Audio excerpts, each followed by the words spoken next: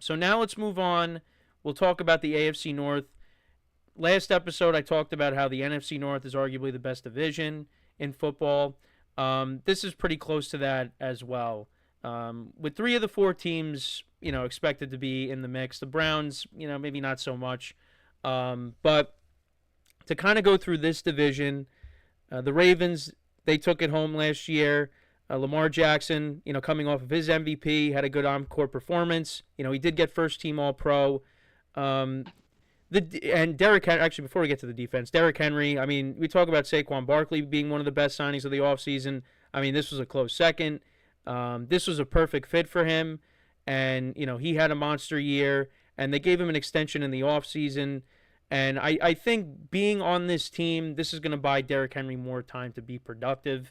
I think had he stayed in Tennessee, you probably would have saw him continue to fall off. But, with the Ravens now, I think that bought him a little bit more time, at least in my opinion. Also, Zay Flowers, I think he got hurt towards the end of the year, but he was doing well for them. Mark Andrews is productive, of course, until we, get to the playoff game. Had costly mistakes towards the end there against the Bills. But for the defense, kind of a mixed bag because you had them, top 5 stopping the run, right? And then it was like the complete opposite with stopping the pass. Like they really struggled with that. Their secondary was not good, but then it kind of shored up. Jair gets signed as the video came out. So. Yeah, no, I know. And now they added Jair Alexander, and they had a pretty good draft. They addressed it in the draft as well. So you figure that unit is going to be a lot better. And you still already had good players back there, in Marlon Humphrey and Kyle Hamilton. So, you expect the secondary is going to be better from start to finish now going into 2025. They also made another move, adding a veteran presence to the receiving corps. They add DeAndre Hopkins as well. I was actually kind of surprised with how Rashad Bateman performed last year. He got a bit of an extension as well, and I thought he actually looked pretty good last year too. So, look, the Ravens, similar to the Bills, they just come up short every single year. You expect them to take that next step.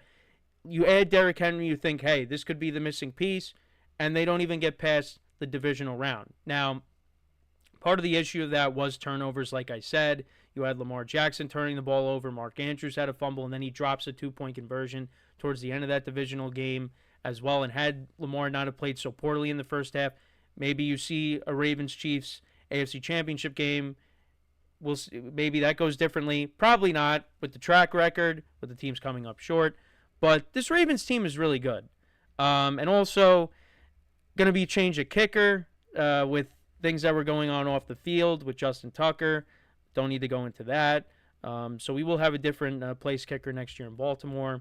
But yeah, I expect this Ravens team to be at the top of the division and fighting with the Bengals, who had they had a disappointing year. I shouldn't say they had a down year because their offense was, basically top 3. Joe Burrow playing the whole year, had a great year. Jamar Chase, with the Triple Crown, he had a great year. T. Higgins was good. Yeah, and the fact that they were able to bring both of them back, I didn't expect that. I thought T. Higgins maybe was going to be the odd man out. But they still have things to worry about with the defense because that's really the main reason why they didn't make the playoffs. That defense was the polar opposite of their offense. It's just there were a lot of games that they definitely could have won had their defense have been average. Also, turnovers came at wrong times. You had Burrow turning the ball over in key moments. McPherson, who was a pretty good kicker, last year not so much. He missed kicks at bad times as well. I think about the Chargers game on Sunday night when the Bengals mounted that comeback. So there was that. But yeah, the defense just was awful. And now you got Trey Hendrickson. We don't know if he's going to be back with them. He can end up being traded before the season starts. And, also one of their draft picks, they haven't signed him yet, so who knows if he's even going to play for them too. I know Dami will probably... Yeah, so I know you'll probably go more into that if you want. But, so if the defense can be average and Joe Burrow could stay healthy, I think the Bengals should be back in the playoffs, right? They should be. And if not, that's a problem. And I think similar to Mike McDaniel, if Zach Taylor doesn't get this team back to the playoffs, I think he's going to be another coach that's going to be out 100%. But yeah, I would say right now I think the Bengals should get back in. And then you got a team that I'm going to be heavily interested in, heavily invested in. Not only because my father is a fan of this team, but also because my favorite player, who's coming back once again in his 40s to play quarterback, and that is the Pittsburgh Steelers. Aaron Rodgers, of course, making that decision recently to continue his playing career, joining the Steelers. Before he joined, if they were going into the season with Mason Rudolph, I mean, probably have them around like, the 8-win range, I guess, 7, 8 wins. I mean, they did go 8-8 with Mason Rudolph back when he first got drafted, when Ben Roethlisberger got hurt, but again, that was 2019. But the past couple of years, they go 10-7 with the combination of Mitchell Trubisky, Kenny Pickett, and Mason Rudolph finishing off the year. And then last year you win 10 games with Russell Wilson and Justin Fields.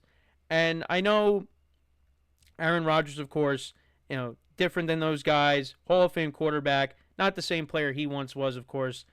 Dealt with the Achilles injury from a couple years ago, didn't play all of 2023 basically. And then, last year, it was I would say it was a mixed bag, although, you could say, I mean, I think 28 touchdown passes to 11 picks is still good. But there were games last year where you saw the age of Aaron Rodgers. I mean, I think to that Arizona game out in Glendale where that was a brutal game to watch. But I think as the year went on, and he got banged up in the middle of the year too. I think towards the end of the year you saw that he could still play. It would just have to be the right situation. And this Steelers team, however you slice it, they're always in contention. And I do think Aaron Rodgers can come in and play, average. And you have that combined with the defense, which is also, maybe getting a bit older, and they still got to figure things out with TJ Watt. And Mike Tomlin's never had a losing season. I do think this Steelers team is still in a position to compete for a playoff spot. They also did trade George Pickens, but they traded for DK Metcalf, so we'll see how that trade-off ends up working out. As the DK Metcalf jersey, we'll reference it again, is behind Dami, so I had to bring that up because if you remember from last episode, that was brought into it. But and the Steelers got Pat Freiermuth. There's some young receivers that I'd like to see maybe take another step forward. We saw Calvin Austin play more of a role last year. Roman Wilson, we really didn't see him at all. He was hurt out of Michigan, so maybe he plays a factor. They signed Robert Woods. I'd like to see them maybe try to go out and add another receiver, maybe through a trade, free agency, whatever, because, I mean, you still got Amari Cooper out there. There's still Keenan Allen out there. There's still some veteran receivers out there that maybe they want to add. They did let Najee Harris go in free agency. You got Jalen Warren there. You brought in Kenneth Gainwell. They drafted a running back as well. So we'll see how that running back by committee works. And they have a relatively young offensive line that you hope continues to grow. And I think, if you give Aaron Rodgers protection, and we're going to say this pretty much about every quarterback, you give him enough time, I think Rodgers can play okay for this team. And I think this team can compete this season. But we'll have to wait and see. And then for the Browns, we talked about this in your episode talking about Travis Hunter. I don't think the Browns have a bad roster. I think there's still, good players on this roster. Of course, you got Myles Garrett. He's one of the best defensive players in the league. You added Mason Graham to that defensive line. You got Denzel Ward back there on offense. They drafted a couple of running backs. Jerry Jeudy had a good year. I think David Njoku is still a good tight end. It really, the quarterback play, right? Polar opposites from 2023 to last year, right? They go through 5 different starting quarterbacks in 2023. They win 11 games. They make the playoffs. Last year, similar situation, and they're picking in the top 3. So, we'll see what happens. I don't expect the Browns really to be in contention for a playoff spot. Funny thing is, when we went to see the Browns play live, they won one of the 3 games, and it was against the Ravens. That was Jameis Winston's first game as a starter last year. And that was one of the best games of last year, honestly. But yeah, I mean, it was a crazy game to be at, though. With the quarterback play, it's going to be interesting. I think it's going to be Joe Flacco that starts it out, and then, Kenny Pickett, Dylan Gabriel, Shedeur Sanders. I don't know how this is going to shape out as we, if it seems like when the Browns kind of fall out of it, I think you'll probably see, one of the young guys. Who knows? There's a possibility they could trade one of the young guys. Who knows? But, that's kind of where I see the Browns. I think they're right now penciled in last. And then, for first, I got the Ravens. Bengals, I'd probably rank them 2 right now. Steelers 3. And then, yeah, like I said, the Browns 4. That's kind of where I have it at right now. But I do think you'll see multiple teams from this division get into the playoffs. That's my thoughts. Okay. I have a lot to say. I'm gonna disagree with your first initial point. You said this division is one of the best in football. I just don't agree. I think it's very overrated to this point. I don't think it's a top 3 division in football. NFC North I like a lot better. NFC East I like a lot better. And AFC West I like a lot better. I think this division is very overrated. And starting off with the most overrated team in football, this should take off about 30 minutes of the episode. We'll get into the Cincinnati Bengals. This team is so overrated. When you look at the 3 stars, Burrow, Chase, Higgins, I get it. They're complete stars. But when you look at a team, it's about team construction. Outside of those 3, this team does not have a good aspect about the team.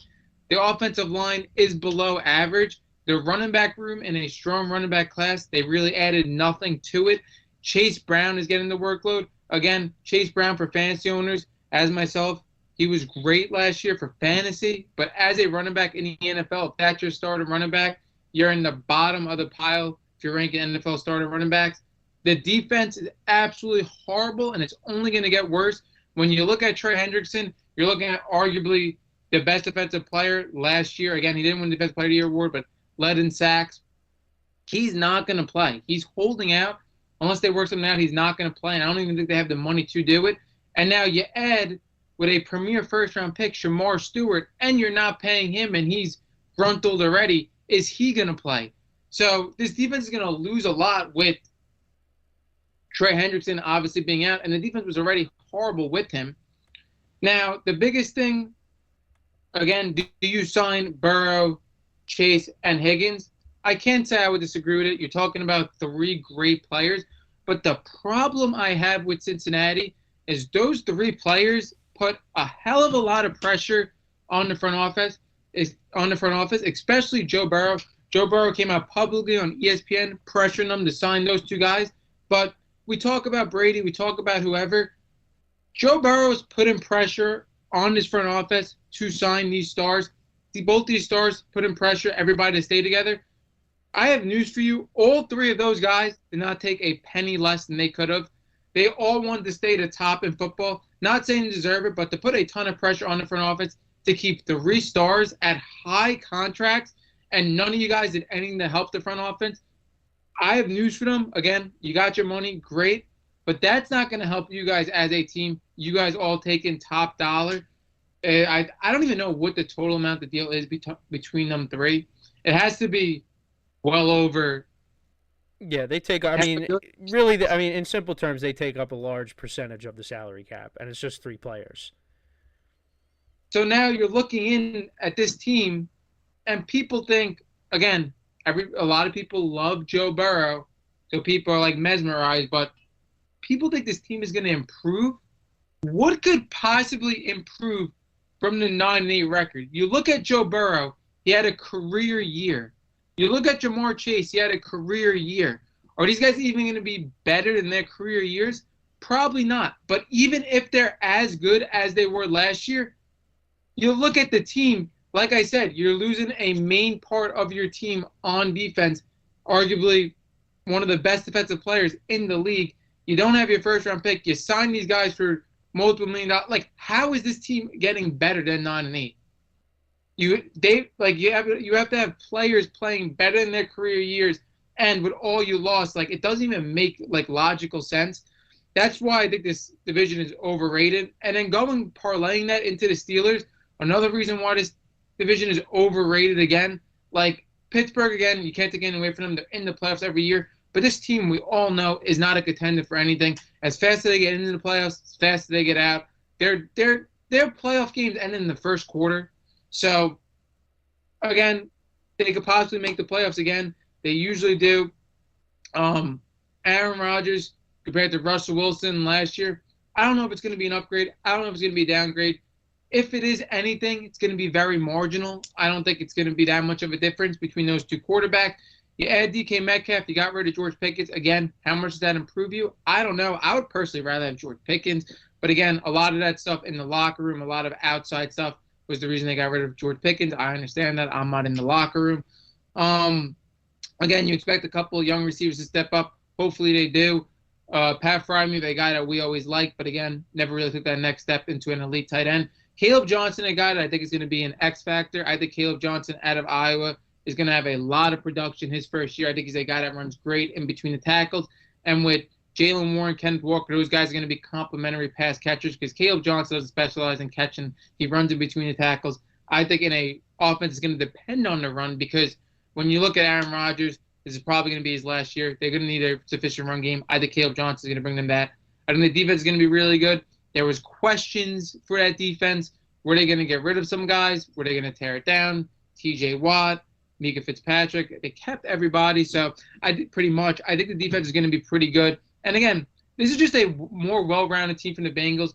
I know everybody loves Joe Burrow, loves Lamar Chase. I know where they stand in the NFL. But as a team, even as boring as Pittsburgh is, I think Pittsburgh is a more well-rounded team than the Bengals.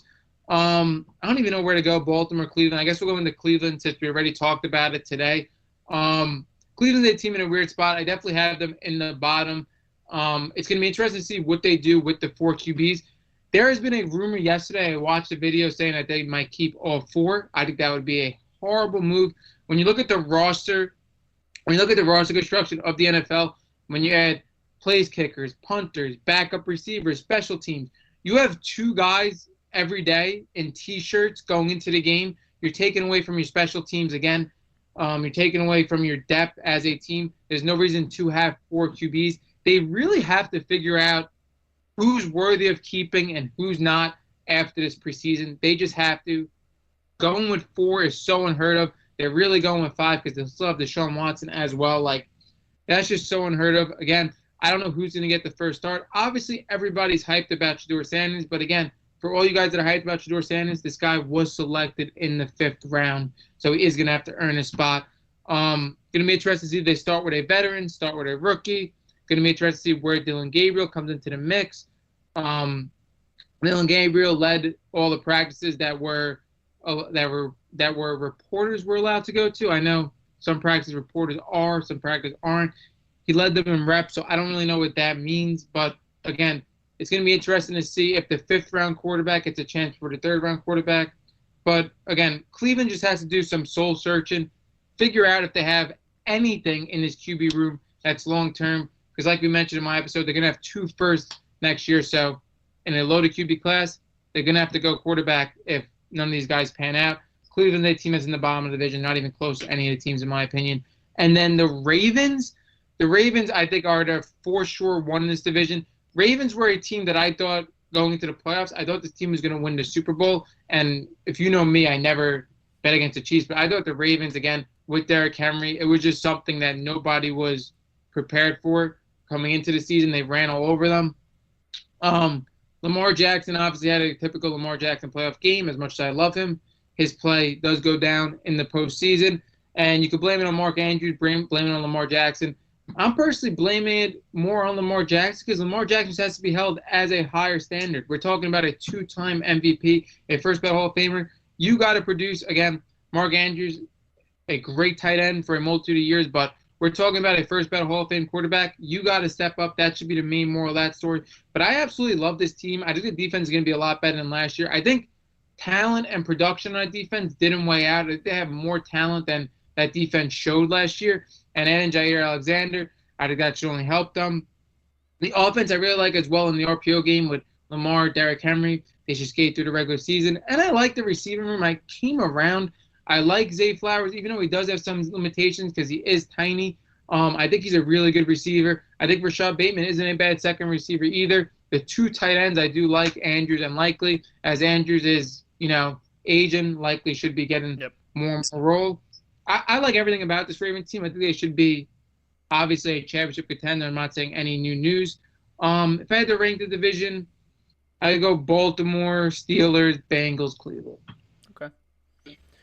Yeah, no, it should be interesting. It should be interesting how it goes. But yeah, I mean, like when you talked about the Bengals, yeah, if this defense, I mean, you lose Trey Hendrickson, you don't sign your first round pick, you end up losing him, and this defense is exactly like it is last year. I mean, it's hard to argue that they're not gonna, just stay the same and you win 9 games. And this is a team that's accustomed to getting off to these slow starts. They lose the first game of the year to the Patriots, and that made a difference in them making it and missing the playoffs. And it also made it a difference for the Patriots because had they lost that game, they would have had a higher draft pick. And rather Yeah, than taking the safe pick and taking the offensive lineman. I don't think they're gonna lose their first round pick because I think that would just be like insane. But again, like I don't think he could replace the production of Trey Henderson. And I think this team, like you said, like last year they've had to have learned that they can't have these slow starts. Like it was working for them in previous years, but now they learned. And just for like people in general, like that just keeps coming in every single year high on Cincinnati because of Joe Burrow and Chase or whatever. This is a team that we're going on like 4 years of not making the playoffs. I get they had that Super Bowl run where they lost in Super Bowl, but it's you're been getting a further. while. Yeah, you're getting further and further away from that. And And yeah, I don't. and I know you said this. I mean, I think you were saying it also to kind of troll a little bit, but you're also true.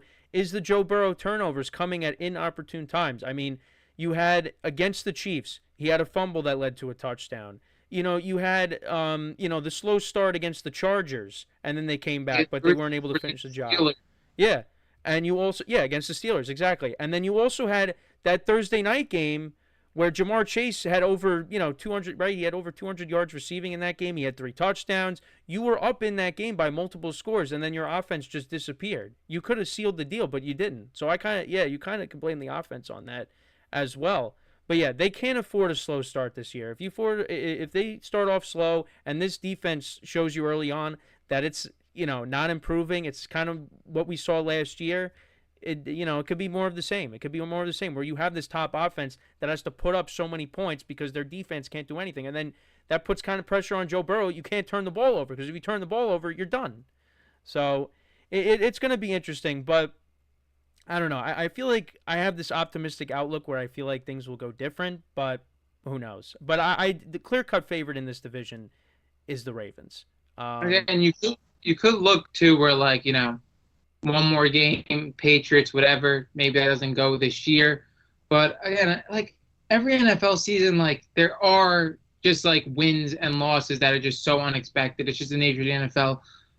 Yeah, there's going to be a lot of pressure on Joe Burrow, and it's just a lot of pressure on his offense. And I don't think it's just like a path to winning, like just outscoring everybody like that. Yeah. I don't know how realistic that is. And the biggest thing too, like Jamar Chase, we've seen him with receivers, and I think he's one of the bigger divas in the NFL. But like, he was motivated to get this contract. He had his career a year, and we often see like your best years before the contract. Is that going to happen after?